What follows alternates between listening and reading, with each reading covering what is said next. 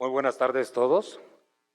Es un honor presentar a la licenciada Griselda Camacho Telles, la licenciada en Derecho por la Universidad Autónoma del Estado de México, la UAM, y maestra en Alta Dirección y Gobierno en Políticas Públicas por la Universidad Complutense de Madrid a través del Instituto Universitario Ortega y Gasset, México. Cuenta con un reconocimiento por excelencia académica en estudios de maestría otorgado por el Gabinete del Estado de México en el 2015. Durante su trayectoria profesional, se ha desempeñado como directora en seguridad universitaria y el ambiente. Su experiencia profesional ha estado orientada al servicio público en cargos directivos dentro de la Secretaría de Finanzas de la Secretaría del Estado de México.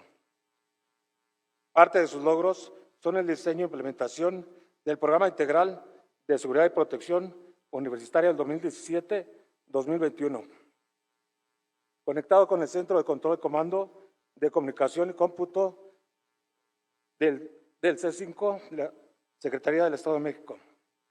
Por tal motivo, le damos la cordial bienvenida a la rectora, por favor.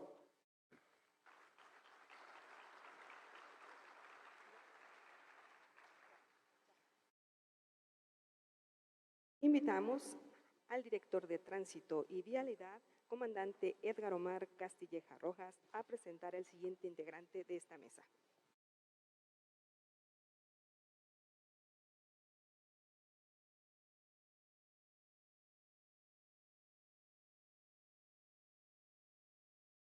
Buenas tardes, ¿sí se escucha? Muy bien.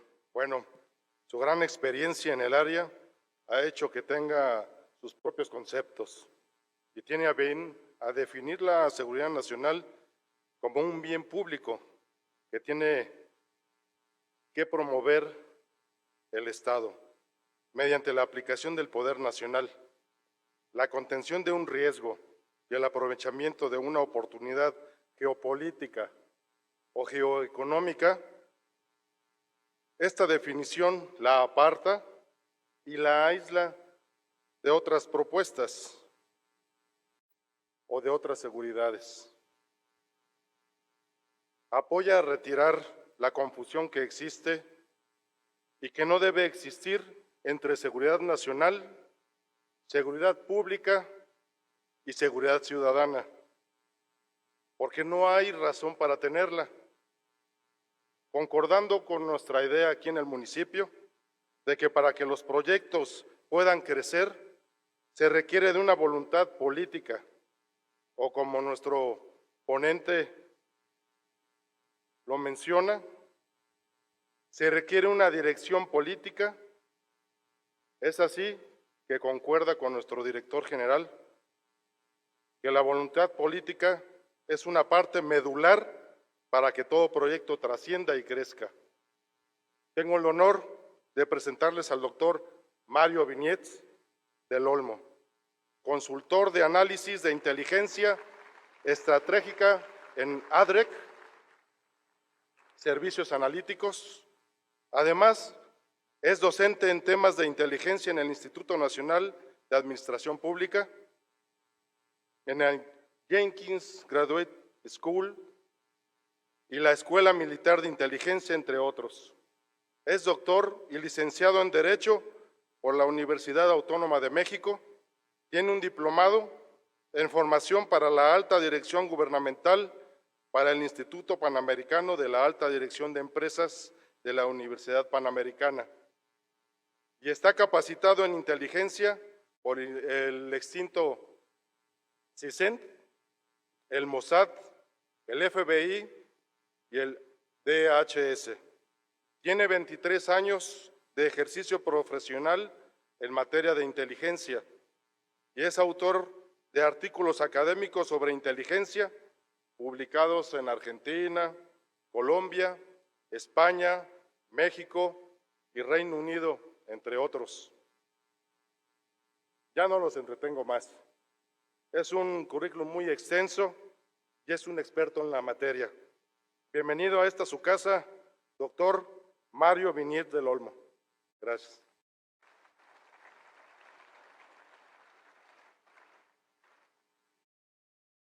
continuación, el licenciado Jorge Jiménez Vega, coordinador jurídico, nos presentará al siguiente integrante de esta última mesa.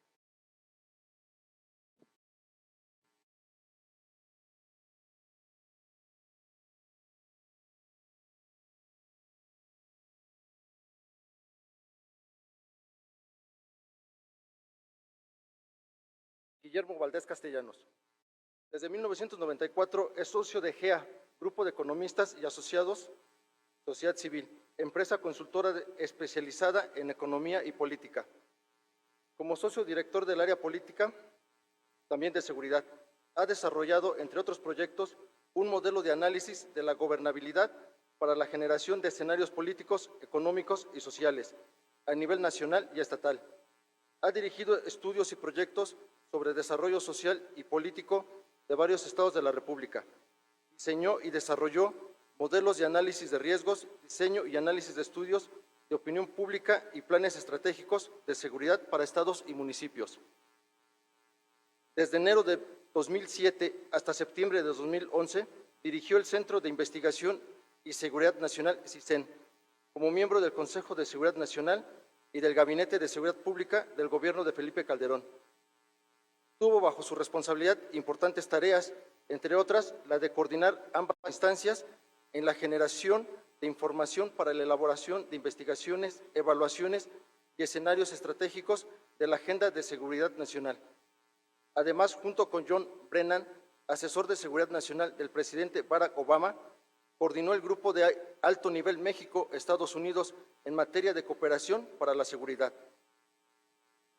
Durante 2012, fue investigador de la Fundación Ortega y Gasset, con sede en Madrid, donde escribió el libro Historia del narcotráfico en México, en el que analiza la relación entre crimen organizado, violencia e instituciones de seguridad y justicia. Fue publicado en 2013 por la editorial Aguilar.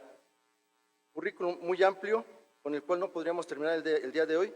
Bienvenido, mucho gusto contar con su presencia nuevamente.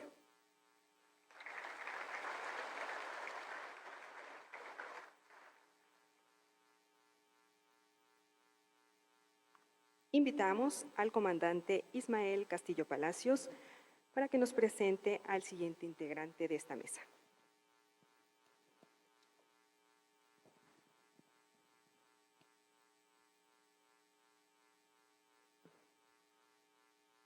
Buenas tardes. Tengo el honor de presentar ante ustedes al maestro Severino Cartagena Hernández, quien es académico, licenciado en Ciencias Políticas por la Universidad Nacional Autónoma de México y una maestría en Planeación y Seguridad Nacional por el Centro de Estudios Superiores Navales de la Secretaría de Marina. Ha sido servidor público, específicamente como comisario en la Policía Federal Guardia Nacional del 2007 al 2021, y se ha enfocado específicamente en la formación de mandos, desarrollo policial, atención psicológica y estrés postraumático y en prospectiva. En el Centro de Investigación y Seguridad Nacional estuvo laborando de 1989 al 2005, específicamente en las áreas de capacitación y desarrollo, análisis y edición de productos de inteligencia. Ha sido profesor en diversas universidades y como académico ha impartido clases en la Universidad Iberoamericana, en el Centro de Estudios Superiores Navales de la Secretaría de Marina, en la maestría en Seguridad Nacional, los temas planteamiento de la seguridad nacional, mediación de conflictos y toma de decisiones. En la maestría en Administración Naval ha impartido en la materia campo político del poder. Asimismo, imparte análisis de inteligencia en la maestría en Inteligencia para la Seguridad Nacional en el Instituto Nacional de Administración Pública. Es un honor presentarles ante ustedes al maestro Severino Cartagena Hernández. Buenas tardes.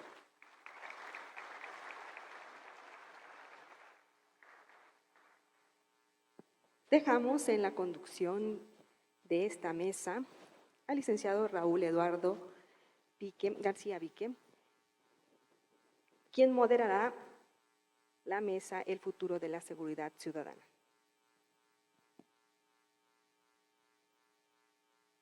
Bueno, muy buenas tardes, ya mediodía, casi para cerrar este evento tan importante como es este foro, que cada vez le da más relevancia internacional y más con cada uno de los ponentes, en los cuales son un referente para lo que es el Estado de México. Y bueno, ya esto ya marca un nivel internacional, donde nos sigue gente no solamente del país, sino de otros ámbitos.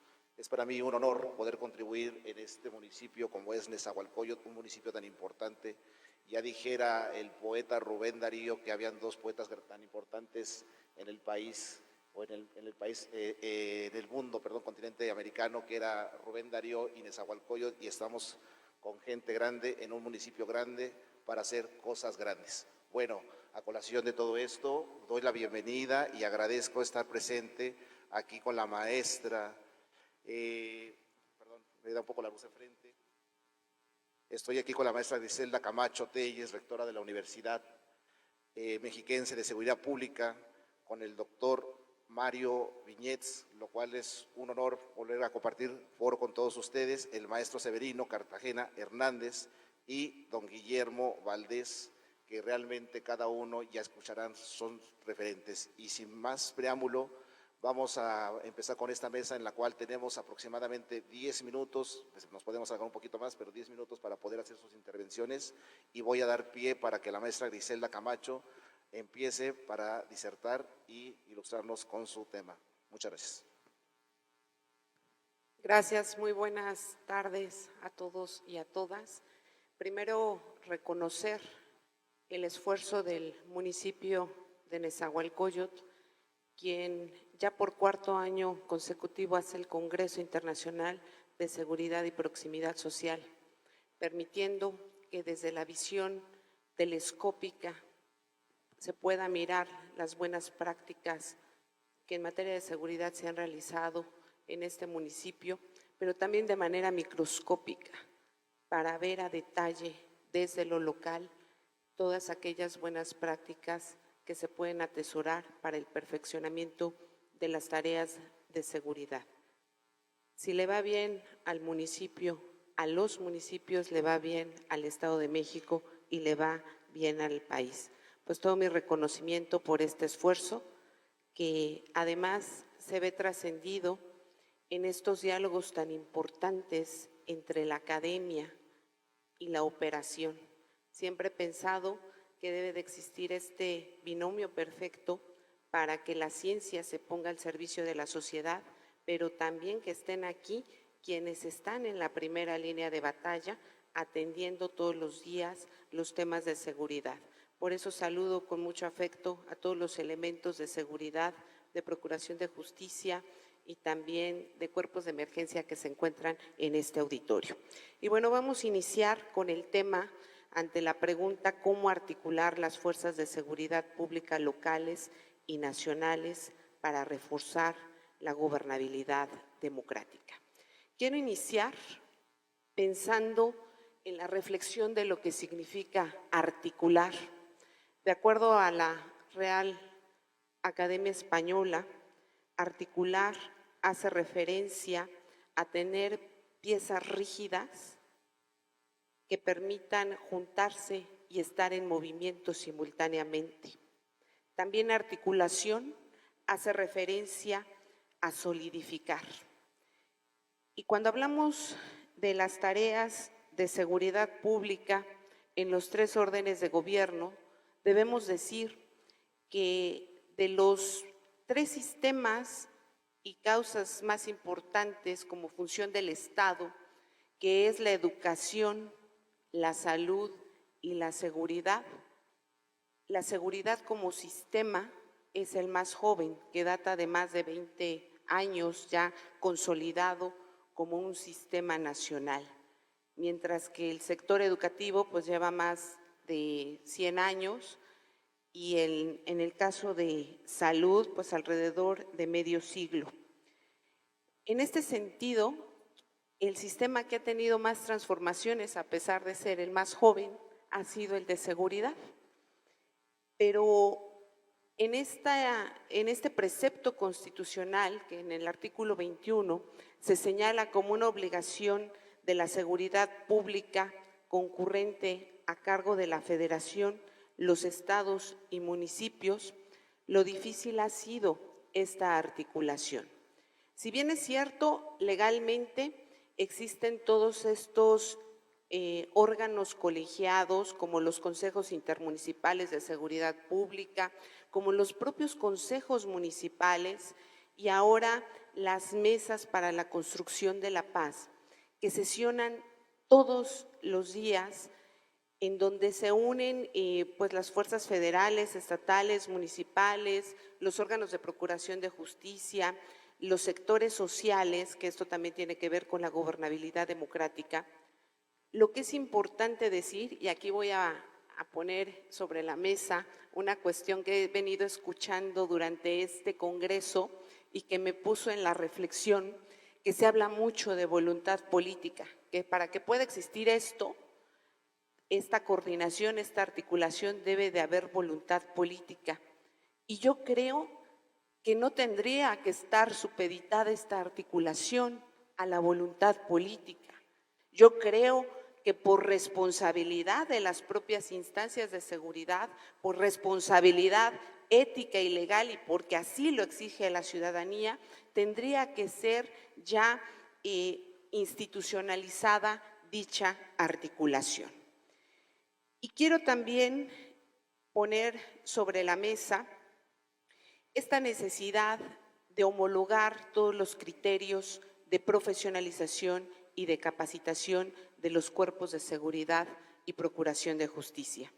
Si bien es cierto, la Ley General del Sistema Nacional de Seguridad Pública prevé el programa rector de profesionalización, la realidad es que todavía nos falta mucho por avanzar y para poder generar esta articulación desde la profesionalización. Hoy la ciudadanía lo que espera es que demos resultados. Y en ese sentido también habría que revisar estos indicadores que miden la eficiencia y la eficacia de las corporaciones de seguridad.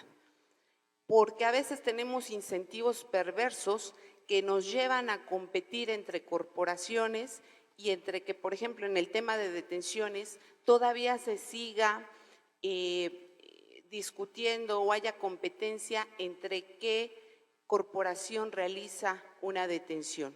Yo creo que tendríamos que avanzar hacia ponderar en el punto medular de los intereses de la seguridad a la ciudadanía.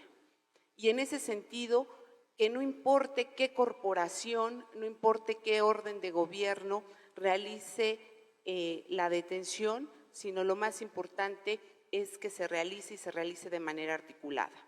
La articulación también permite que no exista esta mala competencia entre corporaciones y que no se dupliquen esfuerzos. Todos sabemos que los recursos en materia de seguridad nunca han sido suficientes, ni materiales, ni de equipamiento, ni humanos y demás. Entonces, para poder tener esta articulación real, necesitamos no duplicar esfuerzos y que todo el tiempo que se invierte en las mesas para la construcción de la paz, en los consejos intermunicipales de seguridad, en los consejos municipales de seguridad, realmente nos lleven a resultados efectivos desde las tareas de inteligencia, de investigación y en las tareas operativas de las y los primeros respondientes. Por otro lado, decir que ahora, ante pues ya los 3 años del establecimiento de la Guardia Nacional, tenemos que reconocer que esta corporación también es un vínculo entre la seguridad pública y las tareas de seguridad nacional. Y en ese sentido, también es necesario afianzar entre los 3 órdenes de gobierno dichas tareas para poder potencializar las capacidades con las que hoy el Estado mexicano cuenta para poder hacer frente a ello. Cuando hablamos de gobernabilidad democrática, hablamos justamente de esa importante necesidad que los derechos humanos se respeten, se defiendan y sean exigibles. Y en ese sentido, la tarea que realizan las fuerzas de seguridad pública es súper importante. Se habla mucho hoy de construcción de paz, pero ¿cómo construimos paz? Se escucha así como algo un poco soñador, pero yo creo que tenemos que mirar hoy a las y los elementos de seguridad como esos agentes de paz. Es decir, la paz se construye justamente desde lo local, desde el reconocimiento del conflicto comunitario para partir de ahí ir tejiendo esta prevención de las conductas antisociales y esta prevención de la comisión de delitos. Pero tenemos que cambiar el paradigma de ver solamente al elemento de seguridad como un elemento acatador de instrucciones. Tenemos que voltear a verlo como un ser humano capaz de orientar las acciones de conciliación, de mediación con la ciudadanía en la proximidad para poder caminar a esa construcción de paz.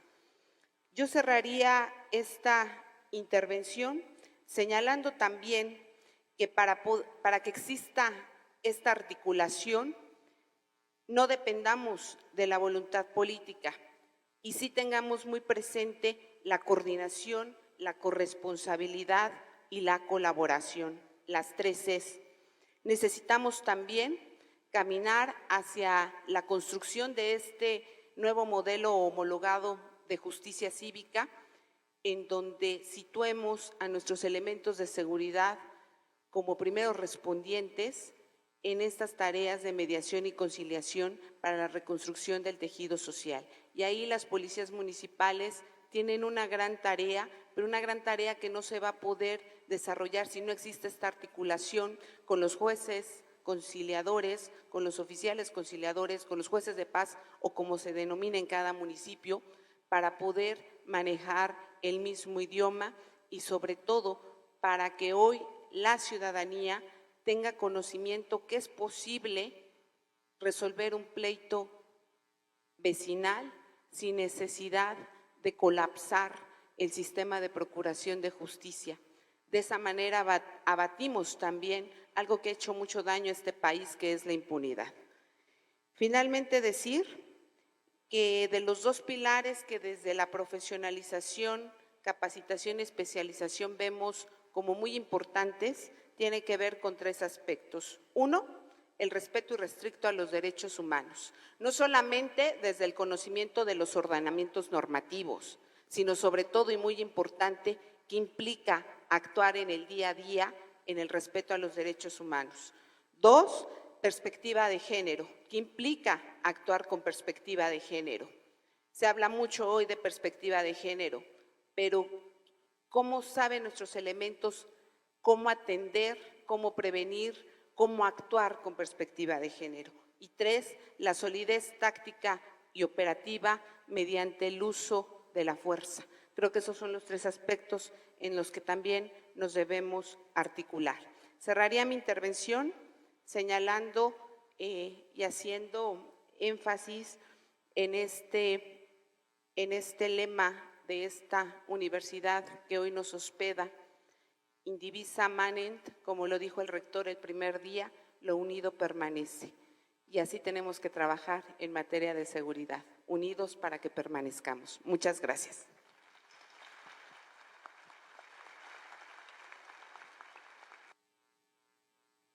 Bueno, excelente la participación, la voluntad política, por supuesto que es algo que hay que tener como referente, y los 3 últimos puntos, muchas cosas que rescatar de esta participación.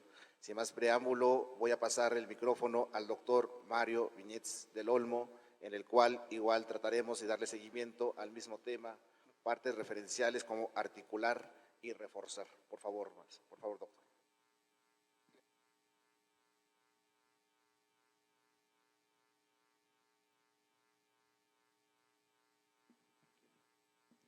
Gracias a las autoridades del municipio por la invitación. Mi plática tendrá 2 ejes: analizar lo que es gobernabilidad democrática y, por supuesto, algunas ideas sobre articulación interinstitucional. Bueno, gobernabilidad democrática es la capacidad del Estado para mantener la estabilidad de la democracia. La democracia entendida como una forma de vida, según el artículo 3 constitucional, como un sistema de vida fundado en el constante mejoramiento económico, social y cultural del pueblo. Yo podría decir del municipio, claramente. ¿Cuál es el contenido de este sistema? Bueno, el respeto a los derechos humanos, nos lo dijo la maestra, claro, la promoción del Estado de Derecho, que es muy importante, y la satisfacción de las necesidades materiales de la sociedad. Significa entonces que el gobierno debe ser capaz de gobernar efectivamente Y cuando digo efectivamente me refiero a crear efectos en el entorno social que sean percibidos por la sociedad como bienes públicos como la salud, la educación o la seguridad. Gobernabilidad es el resultado de la acción de gobierno expresada en forma de estabilidad, la estabilidad que permite la permanencia de instituciones sociales, económicas y finalmente políticas, pero las primeras que tenemos que defender son las sociales. La estabilidad es una institución que se logra siempre que se perciba como legítima. Esto refuerza el respeto de la ciudadanía. Es entonces el orden que beneficia a todos impuesto por la máxima institución de todos, que es el gobierno. De ahí el componente democrático de la gobernabilidad democrática. Un ejemplo de institución, claro está, es la policía. La policía como cuerpo, pero la policía como función social, es decir, el mantenimiento del orden público, asumido por la población como necesario. Se refiere también al equipo de personas investidas de la legitimidad para promover el orden público. Ese uniforme tiene detrás la legitimidad social que les da a ustedes la capacidad de imponer el orden. Imponerlo, incluso si fuese necesario, mediante el uso de la fuerza legítima graduada. No lo confundan jamás con violencia, porque en ejercicio del orden público no cabe la violencia. Eso debemos de llevárnoslos como un aprendizaje de estos 2 días, se ha repetido muchas veces. Bueno, he aquí el vínculo conceptual que da sentido a nuestra mesa de análisis. Las fuerzas de seguridad, municipales, estatales y federales, contribuyen a la gobernabilidad ciudadana promoviendo el orden público con todos los medios que resulten prácticos y legales. Al hacerlo de forma eficiente, la estabilidad percibida por la sociedad hace posible el logro de otros objetivos en materia de desarrollo y de seguridad, entre otros, la inclusión social, el desarrollo económico comunitario y el fortalecimiento del tejido social. Pero, ¿qué alternativas tenemos ante la gobernabilidad democrática? Bueno, la ingobernabilidad. Lo contrario de orden es desorden. Lo contrario de gobernabilidad es ingobernabilidad. La ingobernabilidad entonces crea efectos percibidos por la sociedad como males públicos. Es el resultado de la inacción del gobierno expresada de forma de inestabilidad. Ese estado de cosas es ilegítimo e infunde miedo y provoca aislamiento social. La inestabilidad entorpece la permanencia de instituciones sociales, económicas y políticas. Esto solamente tiene un nombre, se llama anarquía. Toda anarquía engendra insurrección. Es entonces la anarquía un desorden que beneficia a pocos, impuesto por una estructura ilegítima de unos pocos.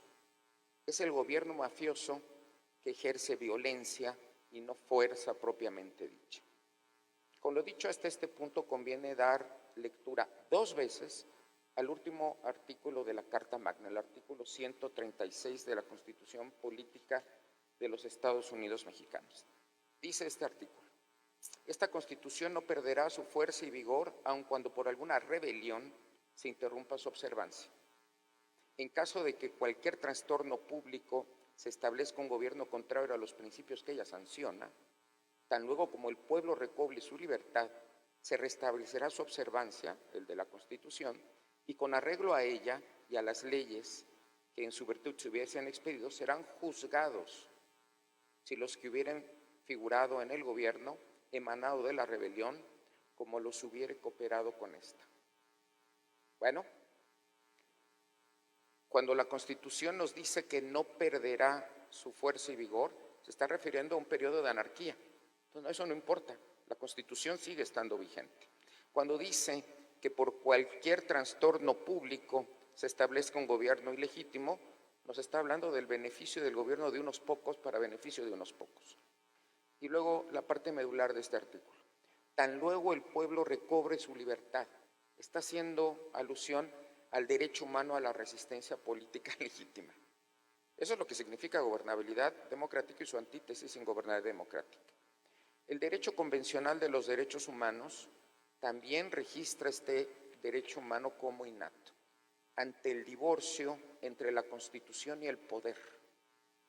El inciso C del artículo 29 de la Convención Americana de Derechos Humanos sanciona: ninguna disposición en esta convención puede ser interpretada en el sentido de excluir a otros derechos y garantías que son inherentes al ser humano y que se derivan de la forma democrática representativa. Es decir, amigos, la democracia siempre es hija de la República, no al revés. Defender la democracia implica defender la República como sistema de separación de funciones. Algo que debemos de llevarnos es la articulación de las fuerzas del orden en ambos estados, cuando priva un estado de gobernabilidad, pero también cuando priva un estado de ingobernabilidad. Cuando las fuerzas del orden, como es el caso de México, mantienen con éxito el Estado de Derecho, ya sé que tenemos muchos problemas, pero en general no vivimos en un estado de anarquía. Bueno, los lineamientos generales de cómo articularnos y comportarnos están ya trazados en el párrafo 9 del artículo 21 constitucional.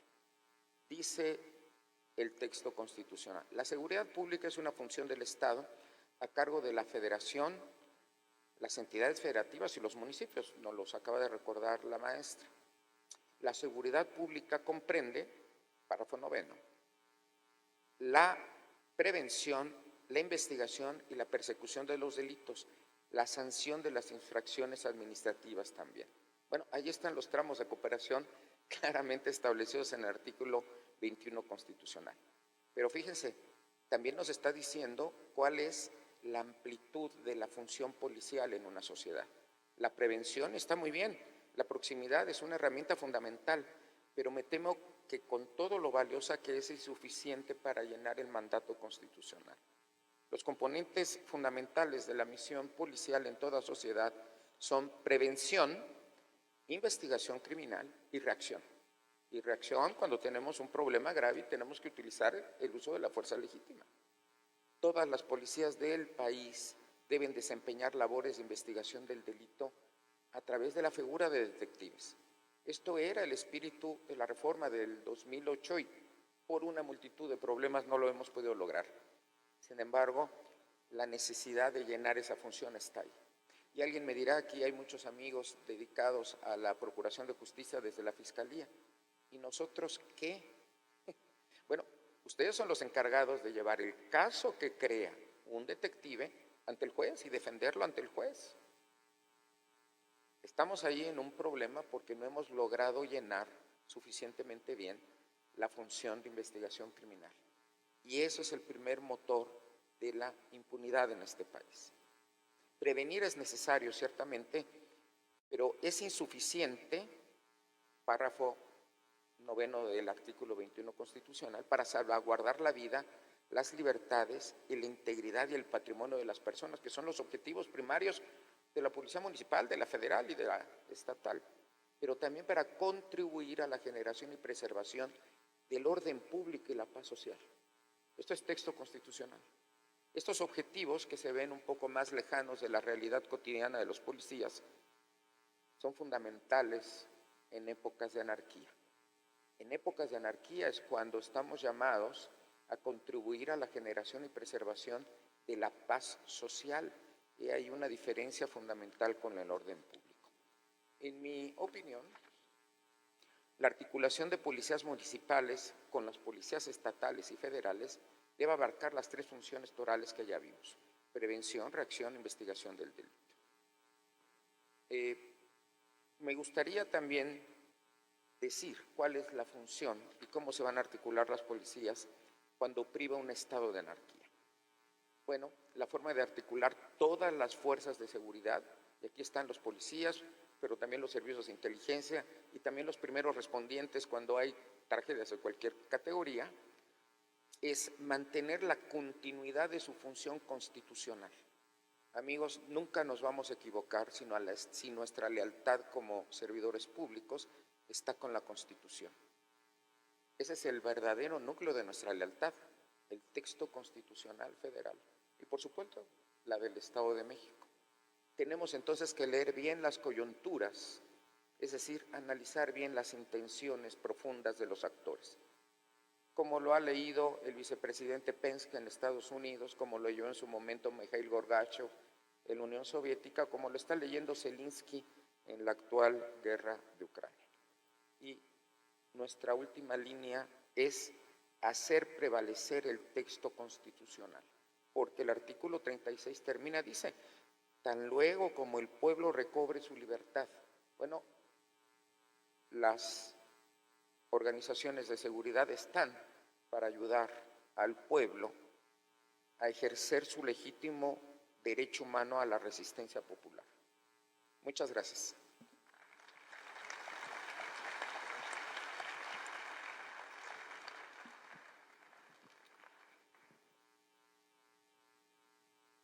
Sí, bueno, muy puntual los conferentes. Nada, agregar exactamente eso, ¿no? De la anarquía a la vigencia de la norma, o sea, simplemente y darle seguimiento a esas tres partes principales como la prevención, la investigación criminal y esa reacción. Bueno, damos seguimiento igual a este trabajo en el cual lo vamos a ir complementando con el maestro Severino Cartagena Hernández. Si está lista la presentación.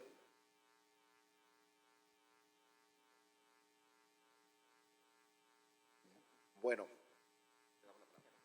Muchísimas gracias. Quiero, desde luego, en primerísimo lugar, agradecer la invitación que se nos ha extendido por parte del licenciado Adolfo Cerqueda Rebollo, presidente municipal de Nezahualcóyotl, para participar en este congreso. Y al igual que mis compañeros de mesa que me han antecedido, y sin ánimo, desde luego, de argumentar, ni mucho menos al contrario, creo que lo que han dicho tiene un gran valor normativo y práctico. Yo haría un repaso rapidísimo, ¿no?, de un tema que parece que nos ha hermanado a todos, que es el tema de la gobernabilidad democrática. Cuando se plantea el tema de la gobernabilidad democrática, estamos hablando de un momento, de un proceso de auge de los movimientos sociales en México. México, hay quienes dicen que el auge del movimiento social empezará con el movimiento del 68, el movimiento estudiantil. Habría quien datará la primera ONG de importancia, ¿no?, con el Consejo o con el Comité ¿cómo se llama? El COSEI, el Comité Obrero Campesino Estudiantil del Istmo en el 73. Todos estamos de acuerdo que el temblor del 85 es el gran detonador de los movimientos sociales, ¿no?, la reconstrucción, las costureras, el movimiento urbano popular, etcétera. Es en ese momento que el sistema político recibe una serie de presiones que no puede procesar en su esquema de hegemonía anterior. Entonces tenemos una sobrecarga de demandas que además no son departamentalizables por la administración pública y tendremos entonces que irnos haciendo cargo de la gobernabilidad, de irle dando incorporación, como bien dice la señora rectora, ¿no?, articularla, ¿no?, a través de las instituciones públicas. Ese es el tema, ¿no? El tema es entonces de una sobrecarga de demandas en una caja negra que se llama sistema político, cuya racionalidad está de pronto puesta a prueba. ¿Cómo es la gobernabilidad democrática hoy? Hoy hablamos primero de un proceso de replanteamiento más que replanteamiento, de cuestionamiento de las instituciones. Hay quienes se avientan inclusive a cuestionar la democracia misma, por eso lo que acaba de decir el doctor Viñete es tan importante, porque la Constitución prevé, sí, escenarios en los que puede haber un cuestionamiento democrático que vaya más allá de determinados límites, no lo sabemos. Lo que sí sabemos es que las instituciones la están pasando de manera, digamos, sudando la gota gorda en un momento muy crítico. Entonces, ¿qué pasa? Que hay una salida, ¿no?, que es la de, pues, hombre, por favor, si no es necesario que salga todo el mundo a votar, no voten y ya, ¿no? Hagamos de esto un mecanismo sensatario y que voten los ilustrados, ¿no? Volvamos a la idea del voto como privilegio, como en el siglo XIX. O bien intentemos reforzar las instituciones de la democracia representativa. Ahorita, bueno, yo he hecho esta aproximación, yo pregunto por la representación a mis interlocutores y me dicen, ¿qué es eso? No se reconocen en la representación. Entonces, una forma de ayudar a compensar esta deficiencia es la democracia directa. Ya tuvimos un ejercicio de revocación de mandato, están los referéndums, están numerosas expresiones que pueden ayudar a reforzar el principio de la representación.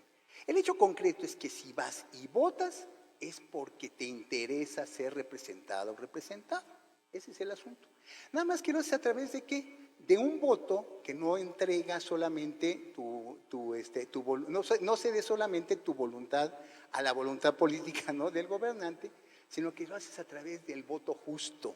O sea, ese que cuestiona el mandato en un momento determinado, que cuestiona cierta manera de hacer las cosas, que establece un criterio, digamos, para obedecer a la voluntad popular, pero ya en acto, no en potencia. Entonces, pero además, sales a votar. ¿Por qué? Porque te invade un tremendo sentimiento de inseguridad.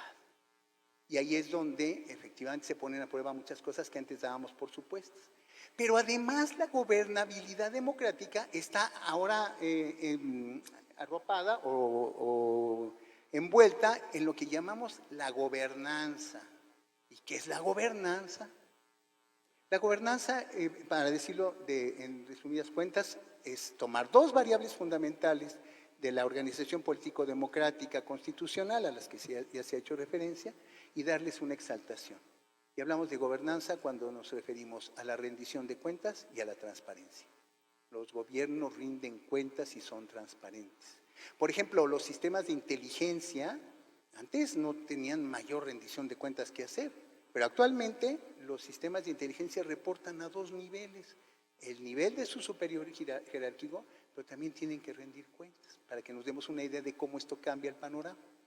Entonces, claro, nos movemos en tres niveles o dimensiones, ¿no? El nivel del gobierno, lo que bien decía el doctor Viñet, el mandato constitucional, pero también el orden político, ¿no? Como decía Luis Fernando Aguilar, ¿qué es el orden político, no? Pues es la gestión de las promesas incumplidas y las esperanzas rotas, ¿no? Buen fin de semana a todos, ¿no? Y además un sistema político que establece la asignación autoritaria de valores, en palabras de David Easton, ¿no? Su énfasis estratégico es los recursos y la acumulación de fuerzas, que incluye desde luego la fuerza operativa en acto que nos reúne en esta ocasión, y una toma de decisiones directa y asumida. La gobernabilidad se enfrenta con situaciones de mayorías autoatribuidas, movimientos sociales, ONGs, movimientos de acción colectiva, cuyo énfasis estratégico no es necesariamente la acumulación de fuerzas, sino el proyectar intenciones para movilizar redes. Esas redes, ¿no?, tienen una eficacia, lo que decía el doctor Viñet, pero vuelto hacia estas modalidades, ¿no?, que se articulan en torno a finalidades que no son necesariamente ni muy generalizables ni muy particulares, pero que le plantean al tomador de decisiones el temor a la contrafinalidad, el efecto boomerang, el riesgo de que tomando una decisión se te devuelva lo mismo y hasta peor, ¿no? Y por último hablamos, como acabo de decir, ¿no?, de la ideología de la transparencia y la rendición de cuentas, ¿sí? Hablamos de una toma de decisiones sistémica, mucho más orientada hacia la gestión, con reglas de juego muy específicas en el sistema político, pero que obedece también a reglas de mercado muy puntuales. Entonces, ¿qué nos implica eso a nosotros como policías? Bueno, pues en primer lugar, ¿no?, que el sistema de autoridad del que formamos parte, y ahí es donde entra el tema de la proximidad social, tiene que, al mismo tiempo que ser eficaz, la proximidad social es eficaz porque recaba información de la sociedad para volverla inteligencia, pero además tiene que ser legítima, tiene que generar el tipo, no de cambios, pero sí de innovaciones sociales, por ejemplo, a nivel de la mediación, que permiten un diálogo a través de la autoridad, y la autoridad a su vez puede llevar a cabo precisamente esta gestión, este asunto de la gobernanza policial. No sé si nos podemos ir a la siguiente. Pero hay un punto en el que sí yo me quisiera detener solo por último, no sé, creo que me quedan unos 4 minutos, que es el tema de la seguridad humana y la sostenibilidad. Fíjense que la suerte de la seguridad humana ha sido pésima. Aprobada la Declaración Universal en materia de seguridad humana por la Asamblea General de las Naciones Unidas en septiembre, a principios de septiembre de 2001, no pasaron ni 12 días cuando viene el ataque a las Torres Gemelas. Y con el ataque a las Torres Gemelas, la guerra al terrorismo y todo esto que sabemos que ocurrió, que se precipitó después. Esta es una película de los Minions, háganme el favor, hace broma de eso. Bueno, pues la seguridad humana se quedó así. Y entonces tienes todo un paradigma de combate al terrorismo, ¿no? De hipersegurización de la vida social, una reestructuración orgánica del aparato de seguridad en los Estados Unidos, la famosa Homeland Security, expansión de las fronteras, en fin, una serie de situaciones y condiciones que eclipsaron por completo el planteamiento de seguridad humana. La seguridad humana no durmió sus laureles y en el Plan Nacional de Desarrollo del presidente Calderón vuelve a surgir, ¿no? Es que los objetivos de ese gobierno son los de la seguridad humana. Ah, pero ¿qué creen? Les tengo noticias. Antes hay que acabar con el crimen organizado y el narcotráfico. Entonces, me interesa la seguridad humana, pero tenemos que llevar a cabo esto. Y entonces la seguridad humana vuelve a quedarse en un segundo plano o condicionada a la atención prioritaria de otros temas que, como ustedes saben, son relevantes para nosotros. Esto no es solamente ni ideología ni discurso. ¿Por qué? Porque ahora tenemos un modelo de seguridad ciudadana y justicia cívica que incorpora un paradigma, el paradigma del policía como solucionador de problemas, cuyo modelo se difunde a partir de 2015 como aprendizaje precisamente del trabajo de inteligencia que se hacía precisamente en materia de antiterrorismo. O sea, le das la vuelta al antiterrorismo, lo pasas a seguridad pública y ciudadana y dices, el policía es ahora un solucionador de problemas. Pero todo viene de ahí. Es un poco para recuperar, ¿no?, la trama de cómo se va articulando los diferentes momentos, espacios y escalones de las reformas policiales. El tema, sin embargo, es que mientras que el escrito formal o el texto formal del policía como solucionador de problemas va por una reivindicación del análisis de inteligencia y una devolución, y ahí sí entraría un poco en la controversia con el doctor Viñet, porque desde ese punto de vista la razón del ser del policía es la prevención. Lo demás viene por añadidura, pero si tienes una situación de criminalidad es porque algo en la prevención falló. Y ahí es donde opera de una manera muy interesante el modelo. Esa parte del modelo no está en nuestro modelo de justicia cívica, precisamente porque no está tampoco en otros modelos, como en Estados Unidos o en Canadá, que han tratado de incorporar, hacer de la prevención el leitmotiv de la seguridad pública, de la función policial, es algo que cuesta mucho. Sin embargo, no podemos no podemos perderlo de vista cuando estamos hablando, ¿no?, de la reforma, ¿no?, del trabajo policial. Ya se nos... okay. No sé si podemos... bueno, nada más por esto, añadiría yo, la policía, estamos en el año mundial internacional dedicado a la ciencia básica para el desarrollo sostenible. Y otra vez, la seguridad humana ya ahora está en función del desarrollo sostenible. Les digo que a la pobre no le ha ido muy bien en este siglo, pero el desarrollo sostenible sí está implicado, primero, en el logro de las metas del milenio, y habiendo sido designado a finales de 2019, queda todo impregnado por la dinámica de la pandemia. Una pandemia de la cual no podemos decir que haya terminado y que parece que se está actualizando de manera permanente. La clave, sin duda, es el acceso al desarrollo de nueva cuenta y por tanto, el establecimiento de un aparato científico-tecnológico que te ayude a reducir la desigualdad en la parte de ciencia, pero también en la parte de la innovación, de la innovación tecnológica. Y ahí es donde entran modelos policiales orientados a la función científica, que morigeran el uso de la fuerza. Tenemos un caso muy importante en el Estado de México, que es el plantel de la Universidad del Estado de México aquí en Santiago Tianguistenco, donde están formando licenciados en seguridad ciudadana, precisamente con ese enfoque técnico, tratándose de una escuela de ingenierías. Pues sería mi comentario. Muchas gracias.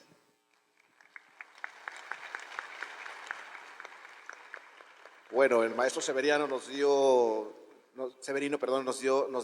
tema para realmente entrar en debate, pero bueno, no nos permite el tiempo. Realmente este tema tan quisquilloso como es la prevención, la policía y en los tiempos que estamos viviendo, pues nos daría para un foro para cada uno. Pero daremos paso a este último ponente, don Guillermo, maestro doctor Guillermo Valdés, reconocido analista, el cual no le quito minutos y por favor nos hace referencia ante lo que es la gobernabilidad democrática, las policías locales y las nacionales, por favor.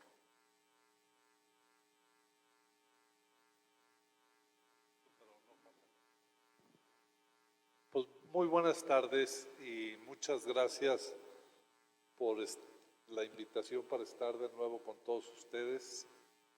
Ya van 4 años que hemos compartido reflexiones con ustedes. Es un placer porque ustedes han hecho realmente un modelo único de acción policial y que se complementa con estos esfuerzos de reflexión y de apuntar y generar líneas nuevas para el futuro. Y de veras es por eso un gusto y un privilegio el poder estar con ustedes. El tema de la articulación de lo local y lo nacional. Ya nos plantearon desde la perspectiva más teórica, académica, jurídica, el tema de la gobernabilidad democrática. La maestra nos platicó también sobre los fundamentos ahí, los mecanismos institucionales, el Sistema Nacional de Seguridad Pública. Yo voy a hablar un poco más descarnadamente desde la práctica de lo que he visto. Llevamos 15 años por lo menos con un problemón de inseguridad en este país terrible. Los niveles de violencia que estamos viendo, de asesinatos, puede haber algunas reducciones coyunturales en algunos delitos por la pandemia, pero ahí van otra vez para arriba. El miedo, la percepción que la gente tiene sigue siendo de mucho miedo. Y mientras esto se prolonga en el tiempo, el estado de inseguridad, de violencia en que vivimos todos los días, el Estado no acaba de dar pie con bola para enfrentar el problema. Yo estuve en el CISENE a partir del inicio de políticas públicas, se hablaba mucho de la coordinación y la colaboración entre los 3 niveles de gobierno. También insistíamos en el gobierno del presidente Calderón que había necesidad de reconstruir las instituciones, pero bueno, no hubo mucho eco en este último punto. Y luego el siguiente gobierno del presidente Peña dijo, no, lo que falló el presidente Calderón es que se peleó con todos los gobernadores y entonces por eso no funcionaba. Entonces había, si ustedes leen el programa de seguridad pública del presidente Peña e incluso el Plan Nacional de Desarrollo, el primer objetivo de la seguridad era la coordinación de los 3 niveles. O sea, no era un objetivo, era un instrumento, pero llegaron a decir, sin coordinación no podemos. Y esto viene muy a cuento por el tema, cómo articulamos lo nacional. Pero bueno, se desentendieron del problema de las capacidades del Estado y pusieron todo el énfasis en la coordinación. Y este presidente llegó todavía más al extremo el tema de la articulación, y dice que él se reúne y obliga a todos los estados a que haya una mesa de seguridad todos los días a las 6 de la mañana como instrumento y garantía de que vamos a hacer bien las cosas. Pues llevamos 3 años y medio y por más temprano que sesione esa mesa de seguridad pareciera que no sirve para gran cosa, a decir por los números de violencia, muertes, etcétera. Entonces el problema de la coordinación y de la articulación ¿Es necesario, es viable, es factible, es pertinente después de 3 sexenios de que hemos estado insistiendo en el asunto? Y bueno, si revisamos los elementos de sentido común para articular a los 3 niveles de gobierno, pues podemos mencionar, lo decía la maestra Graciela, la voluntad si no hay voluntad política, no funcionan esos mecanismos de coordinación. Por más que sea absurdo decir, debiera ser en automático la voluntad política, pero por desgracia no lo es. En lugares donde hay voluntad política, funciona un poco mejor. Segundo, y esto no se habla en los manuales o difícilmente, pero hay que decirlo, o hay confianza entre los miembros de la mesa de seguridad de los 3 niveles, o aquello es una mera y pura simulación. Bandis que vamos a, y cada quien lleva 3 datos que salieron en el periódico o la estadística oficial, pero nadie comparte realmente nada, ni de lo que quiere hacer, ni de lo que piensa hacer porque desconfía del otro. ¿O no es así muchas veces? ¿No? Entonces, no podemos hacer una articulación real si además de voluntad política no hay confianza entre las partes. Y esto nos remite pues a todos los esquemas de cómo generar confianza, cómo participan gentes con controles de confianza, de que no haya fugas, porque sí es muy serio el tema de la confianza y la confidencialidad de la. Y luego, hay otro punto, que es la distribución clara de atribuciones y responsabilidades y funciones en los mecanismos de coordinación.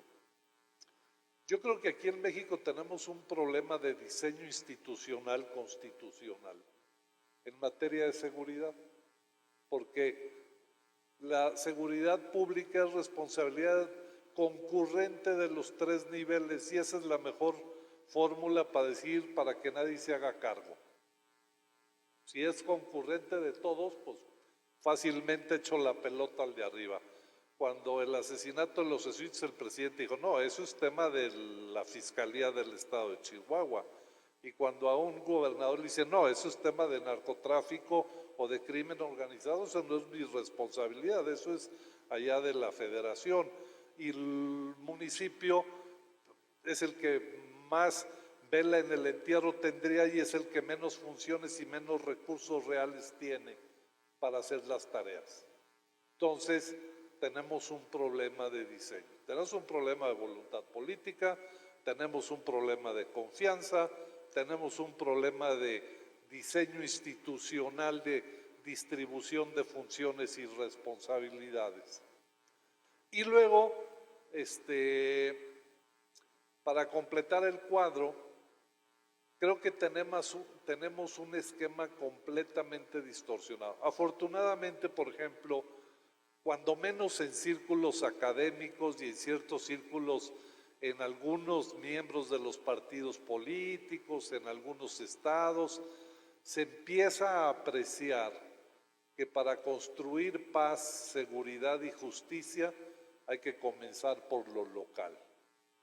Ya el maestro López Portillo nos decía de este enfrentamiento entre los paradigmas, el autoritario y el democrático en materia de seguridad, empieza a abrirse paso este nuevo paradigma en donde uno de los componentes fundamentales del paradigma no autoritario, que ojalá y sea muy eficaz, implica este reconocimiento de lo local, ¿no?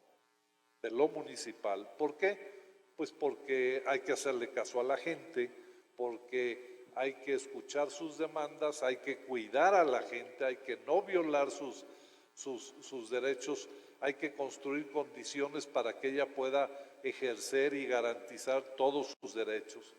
Este enfoque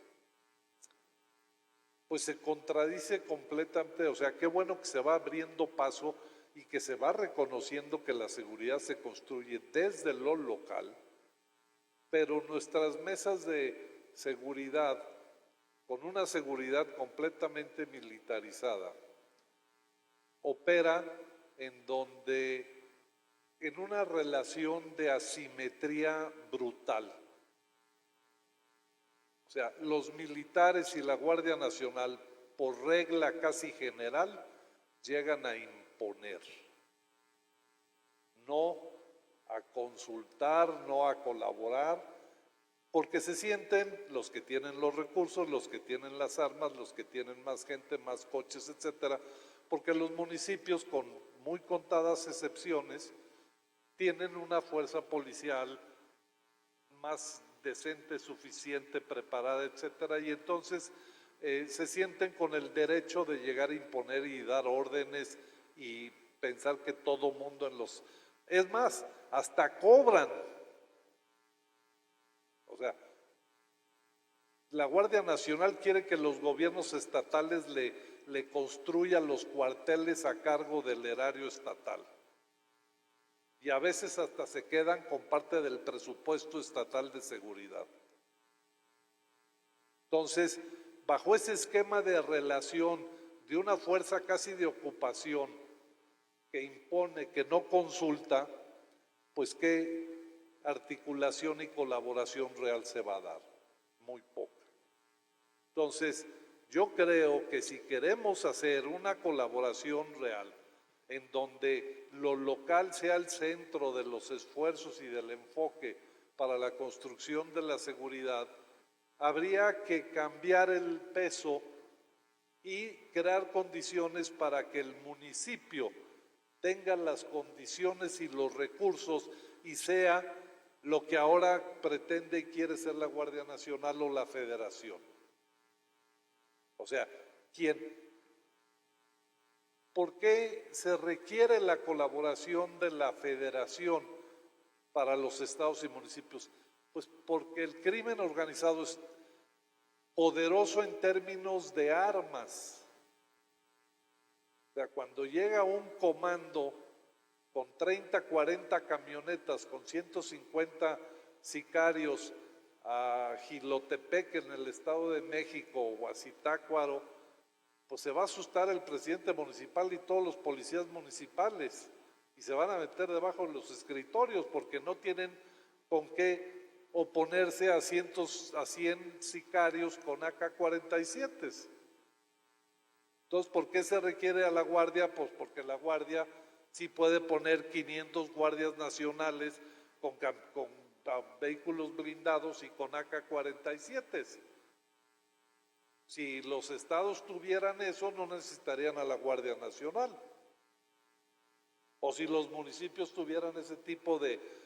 Y esto depende de qué necesidades de equipamiento y de gente y de armamento debieran tener los municipios y los estados, pues depende de la problemática, del nivel de peligrosidad de las organizaciones criminales, etcétera. Pero como ahorita están en desventaja, pues se requiere a la federación. Y entonces esta debilidad de los municipios, pues ya los hace que tengan que aceptar las condiciones de la Guardia Nacional o de la federación. Entonces yo creo que para hacer una articulación real y eficaz que contribuya a la gobernabilidad democrática, y yo les pongo nada más dos ejemplos de contribución de la seguridad pública a la gobernabilidad democrática. Uno, que el municipio no caiga en manos del crimen organizado, que no manden los mafiosos para que no tengan libertad de robar, de secuestrar, de extorsionar. Eso es una gran contribución. Y segundo, que se cuiden los derechos humanos de las gentes. Entonces, esas dos contribuciones fundamentales de la seguridad, para que haya una articulación en lo local y este sea el elemento central de solucionar los problemas, hay que cambiar la asimetría que ahorita hay en favor de la federación, en favor del municipio. Y esto implicaría revolucionar por completo, porque tendríamos que hacer asignaciones presupuestales completamente alrevesadas en donde lo más importante es que los policías municipales tengan la fuerza y las áreas de inteligencia suficientes para ser el centro de la política de seguridad, de combate al crimen organizado y de reducción de la violencia, y no la federación y las fuerzas federales que no conocen y no tienen las capacidades de generar esa inteligencia tan rápido y tan fácil como las policías locales. Entonces, habría que cambiar por completo un poco el modelo y cambiarnos la forma de pensar y priorizar al municipio. Y esto, pues en términos presupuestales, en términos políticos, en términos funcionales, yo creo que habría que avanzar en ese sentido, porque en el municipio realmente es donde está la capacidad de generar inteligencia. Podrás tener una Guardia Nacional muy bien armada con todos los miles de guardias y armas, pero si tienen cero inteligencia de lo que pasa en los municipios, en las localidades, es como si tuvieras 80,000 soldados ciegos. No sirven para nada, ¿no? ¿Y quién puede darle inteligencia? Lo local, la gente y las policías en una relación de confianza.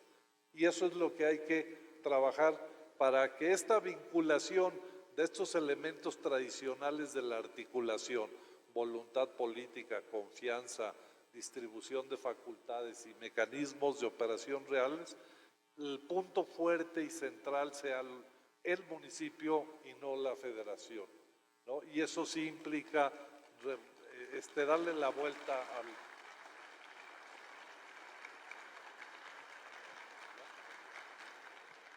Y bueno, pues ahí se puede hacer una agenda larga de lo que habría que apoyar en las policías municipales para que adquieran esta centralidad en los modelos de seguridad ciudadana, el fortalecimiento de todas las condiciones laborales, volver la inteligencia el cerebro de la organización de toda la policía, tener unidades de control de asuntos internos independientes como un órgano autónomo que vigile el buen comportamiento ético de las policías y que sancione eventuales desviaciones y, en fin, unidades especiales para atender delitos, en fin.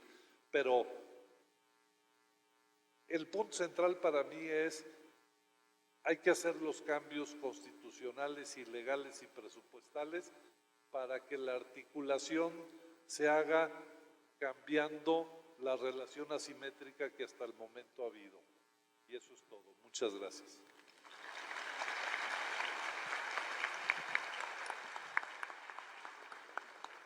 Excelente, excelente forma de cerrar.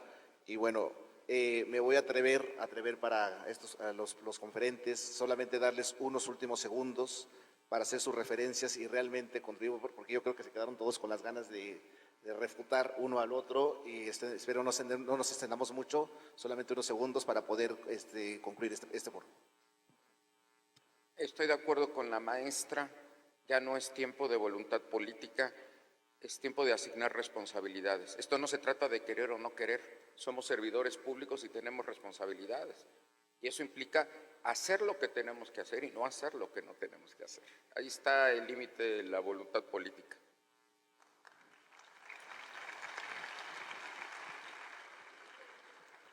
Yo retomaría otro comentario que hizo muy puntual y muy cierto la rectora Graciela, ¿no?, sobre el tema de que tenemos formaciones policiales en inteligencia repartidas por todos lados, proliferantes, ¿no? Bueno, enos aquí los que estamos en esta mesa y muchos de ustedes, ¿no? Y al parecer, sin embargo, es importante también alinear esas formaciones, darles una integración orgánica, doctrinaria, ¿no? Para eso sí sería muy importante tener una cabal orientación. Es lo que yo añadiría a este tema. Gracias. Por una cuestión de género voy a dejar al último a la maestra Grisel. Sí, pues yo creo que el gran reto, digo, a pesar de todos los defectos que en la práctica ha tenido los esquemas de coordinación, hay que insistir porque qué bueno que haya municipios que le estén dando la vuelta al paradigma de seguridad. Pero aún, digo, en teoría que sean el centro no implica que lleguen a ser autónomos y autárquicos, o sea, se requieren al Estado y se requiere. Y esto va a ser un proceso largo. O sea, el que cambiemos el enfoque y lo local se ponga como prioritario, lo demuestran los casos de Ciudad Nezahualcóyotl, de La Laguna, de Monterrey, de Tampico, pero son de San Pedro Garza, de Escobedo, pero si ven en el cuadernito este de cuántos municipios han logrado empezarle a darle la vuelta al modelo de seguridad, 10. ¿Cuántos municipios hay en el país? 2.430 y tantos. O sea, para que lo local se vuelva el centro se requiere una revolución nacional para que lo local pueda adquirir. Y tiene que romper 3 barreras fuertes, la del financiamiento, porque a pesar del esfuerzo maravilloso que, por ejemplo, yo conozco que quienes han hecho la alcaldía, el ayuntamiento para financiar a la policía y darle niveles dignos de vida, etcétera, pues a nivel, digo, todavía las necesidades son mucho mayores y habría que invertir más. Entonces, hay que encontrar resolver el problema del financiamiento. Hay que romper el problema que les decía de las ambigüedades legales y constitucionales de la distribución de responsabilidades. Y eso pues implica una batalla nacional que ojalá en el próximo gobierno se emprenda.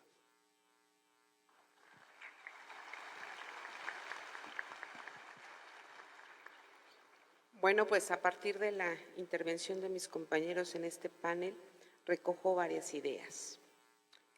La primera es la importancia del mantenimiento del orden constitucional. Lo que nos va a dar confianza y también legitimidad en la actuación de los cuerpos de seguridad pública es la legalidad. Respetando, nos hacemos respetar.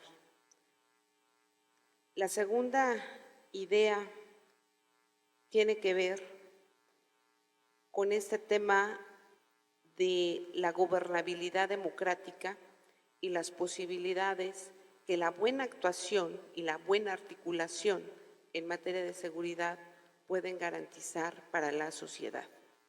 No podemos dejar que existan esos vacíos de poder, no podemos dejar de articular, de solidificar las tareas en materia de seguridad pública, porque ante los vacíos de poder, pues inmediatamente se ocupan por la delincuencia. Entonces, qué importante es mantener esa articulación para evitar que se ocupen esos huecos donde no hay presencia y actuación para poder garantizar la gobernabilidad democrática.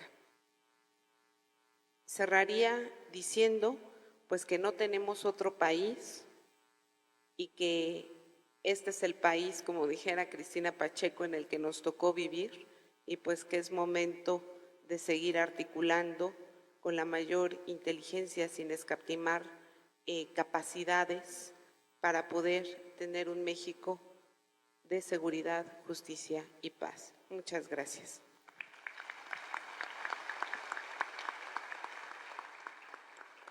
Bueno, pues cerramos esta mesa con 4 grandes ponentes. Yo solamente quisiera referir, ya para cerrar todo esto, unas últimas palabras de aquel libro del Fausto de Goethe, dirigidas hacia los policías, Arriba y adelante, licenciado. Arriba y adelante, policías. Muy buenas tardes.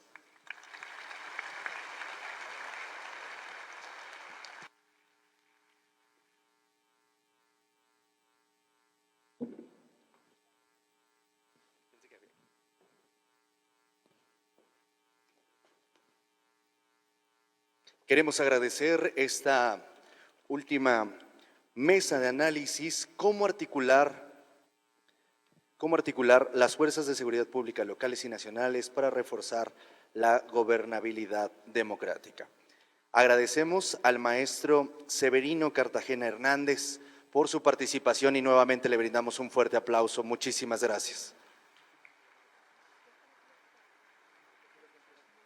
Y solicitamos al presidente municipal si nos hace el honor de subir al escenario para poder hacer la entrega de los reconocimientos de esta mesa que cierra este ciclo del segundo día del Congreso Internacional. Se hace entrega el primer reconocimiento al maestro Severino Cartagena Hernández.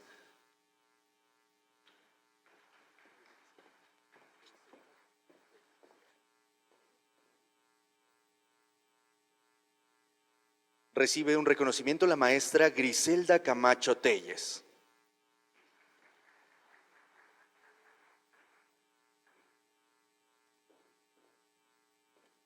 Recibe su reconocimiento el doctor Mario Vignetes del Olmo.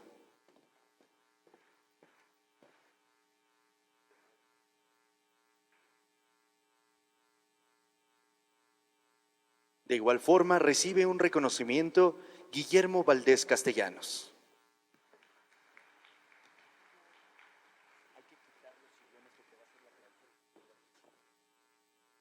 Reciben un fuerte aplauso, por favor, todos ellos, y es así. Ah, claro, por supuesto.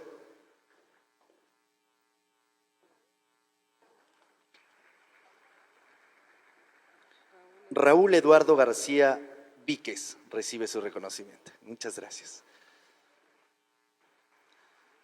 Si nos permiten una fotografía, todos, por favor, si son tan amables.